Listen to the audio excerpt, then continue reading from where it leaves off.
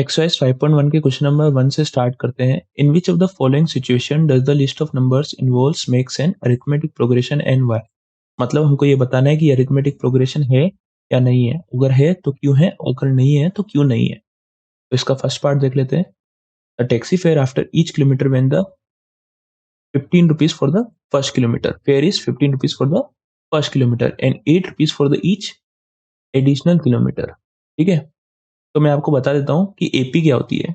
देखिए एपी क्या होती है, A1, A2, A3, A4, ये होती है एपी। ये एपी कब होती है पहले आपको देखना पड़ेगा। जो ये फर्स्ट टर्म होता है, ये सेकंड टर्म होता है, ये थर्ड टर्म होता है, ये फोर्थ टर्म होता है, इसको एपी कहते हैं। इसका मतलब ये होता है। अब एपी क्या होती है, अगर इन टर्म्स के बीच में जो दूरी है, इस टर्म के बीच में इधर तक की दूरी, A3 से लेके A4 की दूरी, अगर ये सारी टर्म्स के बीच में जो दूरी है, सारी दूरी वो सेम होगी, क्या होगी, सेम होगी, तो ये एपी होगी। मतलब अगर यहाँ पे 8 है, इधर 8 है, इधर 8 है, सब में 8-8 है, तो एपी होगी। अगर समझ लो यहाँ पे 8 की जगह 9 है, तो ये एपी नहीं होगी। क्यों? क्योंकि कॉमन डिफरेंस सेम नहीं है। अगर हम क्वेश्चन में देखें तो 15 rupees for the first kilometre यानी ए कितना हो गया, 15 दे रखा है हमको, और कॉमन डिफरेंस हमको दे रखा है 8 rupees for the each additional kilometre, 8 हमको डायरेक्ट दे रखा है। ठीक है, तो यहाँ पे क्वेश्चन में हमको दूरी दे रखी है, इसमें 8 होगा, ये 8 होगा, ये 8 होगा, तो सब में 8 होगा, तो ये एपी है। क्यों? क्योंकि कॉमन डिफरेंस इज सेम। तो आपको रीजन पूछा है वाई, तो आप रीजन क्या देखो, because common difference is same, that's why it is an AP. Exercise 5.1 का क्वेश्चन नंबर फर्स्ट का सेकंड पार्ट देख लेते हैं। The amount of air present in a cylinder when a vacuum pump removes 1/4 of the air remaining in a cylinder at a time. मतलब एक cylinder दे रखा है, उसमें से 1/4 हवा हर बारी निकलती जाती है। ठीक है, तो हम लेट करते हैं, let the volume of air is equals to 100। क्या करते हैं, वॉल्यूम 100 लेट कर लेते हैं। तो मतलब जो ये फर्स्ट टर्म होगी वो 100 हो जाएगी, क्योंकि हमने 100 लेट किया है। ठीक है, अब कॉमन डिफरेंस का फॉर्मूला देख लेते हैं। कॉमन डिफरेंस का फॉर्मूला होता है A2 माइनस A1 या A3 माइनस A2 या A4 माइनस A3। मतलब दो कंजिक्यूटिव टर्म्स, देखिए A2 और 1, सेकेंड टर्म उसका प्रीवियस टर्म, इसका प्रीवियस टर्म, इसका प्रीवियस टर्म। तो A2 minus A1, A3 minus A2, A4 minus A3। आगे जाके क्वेश्चन आएंगे बहुत सारे, आपको कहीं से भी कॉमन डिफरेंस निकालना पड़ सकता है। तो बस दो कंजिक्यूटिव टर्म से हमारा कॉमन डिफरेंस निकल जाता है। ठीक है, अब हमको इसको क्वेश्चन में करना है। तो हम मानते हैं हमारा सिलेंडर में हवा कितनी भरी हुई है, 100, उसमें से कितना निकल गई, 1/4। तो 100 माइनस 100 इंटू 1/4, तो कितना, 25 हवा निकल गई। तो कितना बचा, 100 में से 25 गए तो 75 बचा। तो जो सेकंड टर्म आई हमारी वो आई, कितनी आई, 75। अब यहाँ पे क्वेश्चन देख लेते हैं। A2 माइनस A1 कितना आया, A2 क्या है हमारी 75, और A क्या है 100। 75 माइनस 100 तो क्या आया, देखिए माइनस बड़ा है, -100 और 75। माइनस मतलब खर्चा, प्लस मतलब कमाई, कुछ नहीं दे रखा है, इसका मतलब प्लस है। तो ये क्या आएगा, -25, क्योंकि आपकी कमाई 75 है, आपके खर्चे 100 है, तो -25। ठीक है, तो पहले का डी आया -25। अब हम दूसरा निकालते हैं। अब हवा कितनी बची हुई है, 75। 75 में से 75 इंटू 1/4, क्योंकि 1/4 एयर निकलती है, तो क्या आएगा, तो आप करेंगे तो 18.75 आएगा। ठीक है, अब 75 में से 18.75 आप निकालते हो तो कितना बचता है, 75 में से 10 गए 65, 65 में से 8, 57, 57, 56.25 आएगा। तो जो थर्ड टर्म आई आपकी वो आई 56.25।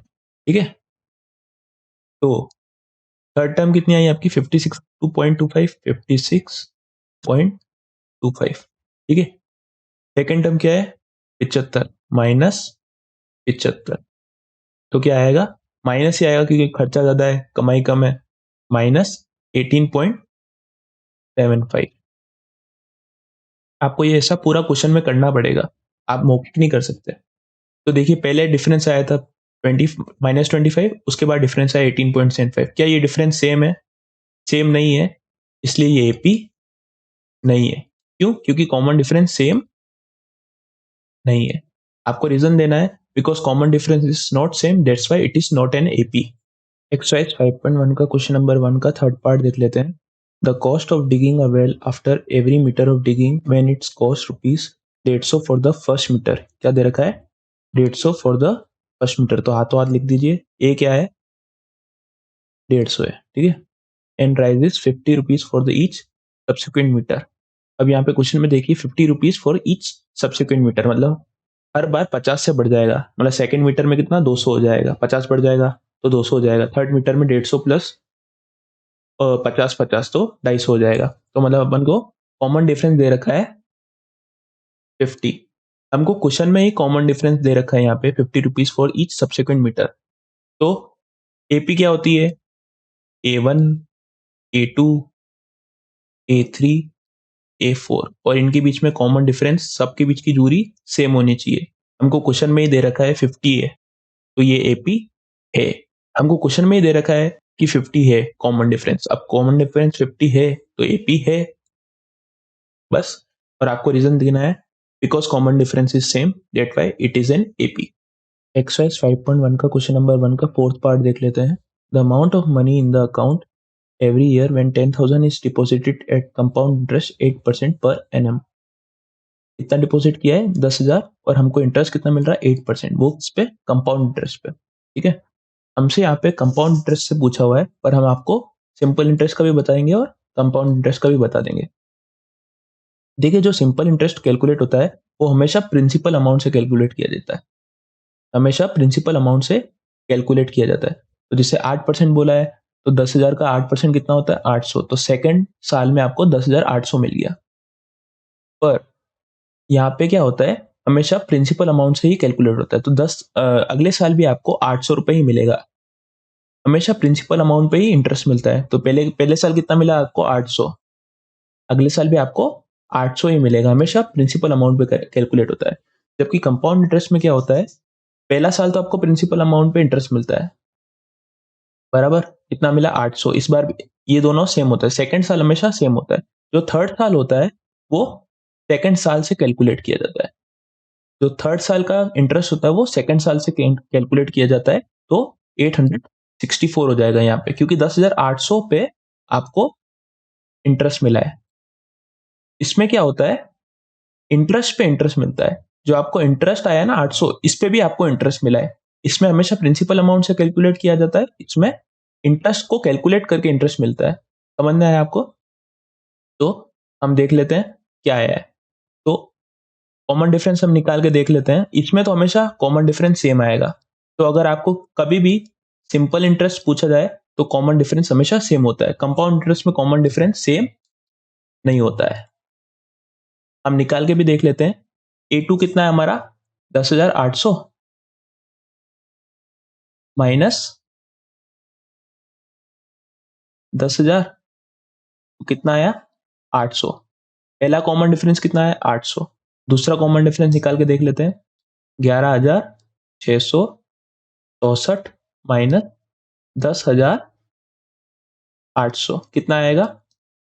864। क्या ये दोनों सेम है? सेम नहीं है ना? सेम नहीं है, सेम नहीं है, ठीक है। तो ये एपी नहीं है। ये इसका भी देख लेते हैं। 10,800 माइनस 10,000 कितना आया? 800। इसका देख लेते हैं। 11,600 माइनस 10,800, तो कितना आया? 800। तो ये देखिए, ये दोनों सेम आ गए, सेम आ गए ना। तो ये एपी है। हमेशा याद रखना, सिंपल इंटरेस्ट पे कॉमन डिफरेंस हमेशा सेम होता है, और कंपाउंड इंटरेस्ट में कॉमन डिफरेंस सेम नहीं होता है।